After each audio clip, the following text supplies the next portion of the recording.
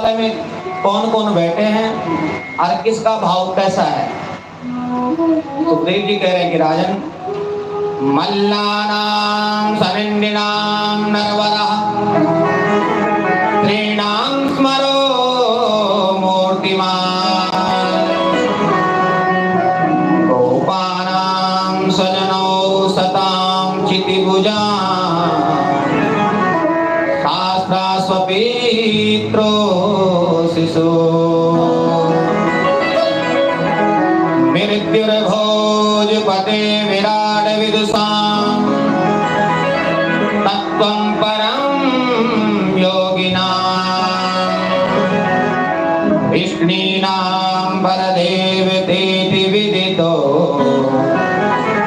रंगग्रजा साग्रजा।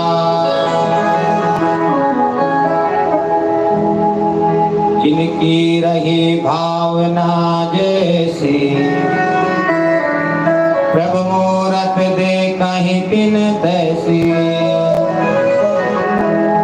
भावना के अनुसार सभी ने भगवान के दर्शन किए। जो बड़े बड़े योद्धा बैठे थे वो दर्शन कर रहे हैं कि भाई इससे बड़ा वज्र कोई है ही नहीं, इससे बड़ा योद्धा कोई इस संसार में नहीं है। उनको योद्धा ही नजर आ रहे भगवान। जो साधारण मनुष्य जीव वहां बैठे थे वो कहते हैं कि इससे बड़ा श्रेष्ठ कोई है ही नहीं।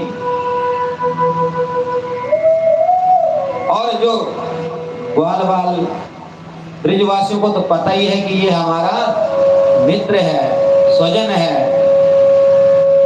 और जो दुष्ट राजा बैठे थे उनको अपना काल नजर आ रहा है भगवान में। और जो माता पिता बैठे थे वो अपने शिशु के दर्शन, अपने पुत्र के दर्शन भगवान में कर रहे हैं। और कंस को अपना काल नजर आ रहा है भगवान में। और जो विद्वान बैठे हुए ज्ञानी पुरुष उस सभा में हैं वो कहते हैं भाई इससे बड़ा विराट पुरुष कोई है ही नहीं। योगियों को परम तत्व दिखाई दे रहा है। और जो दृष्टिवंशी हैं वो उनको अपना परम पूज्य देव नजर आता है भगवान में। साक्षात मूर्तिमंत भगवान जब रंगशाला में खड़े हैं तो उसके बाद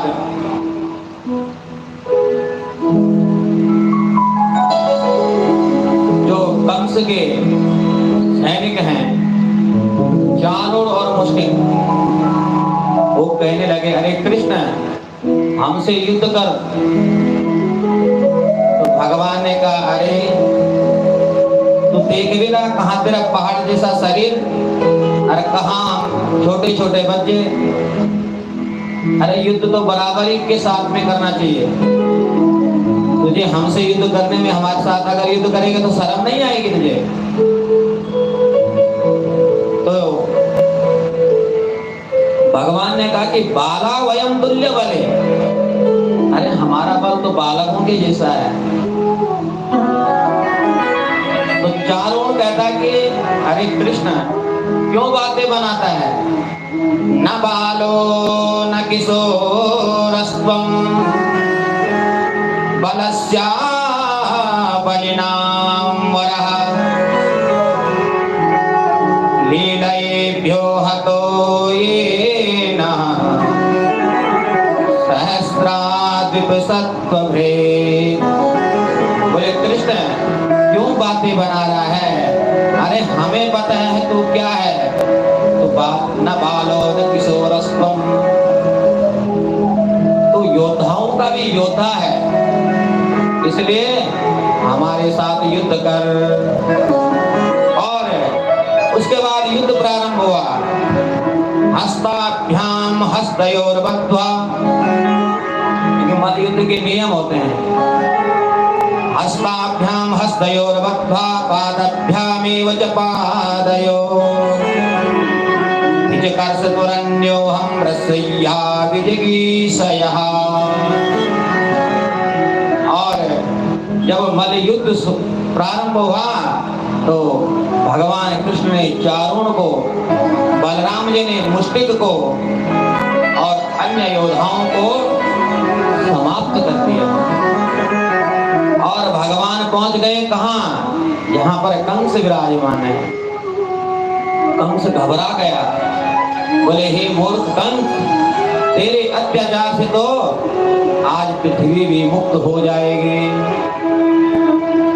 और कंस का वध भी भगवान ने कर दिया। बोल कंस मर्दन भगवान की। और उसके बाद भगवान ने अपने सबसे पहले कारागार से अपने माता पिताजी को मुक्त करा।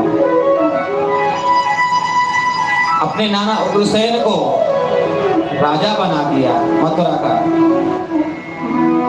राज सिंहासन पर बिठा दिया। और उसके बाद भगवान का यज्ञोपवीत संस्कार हुआ।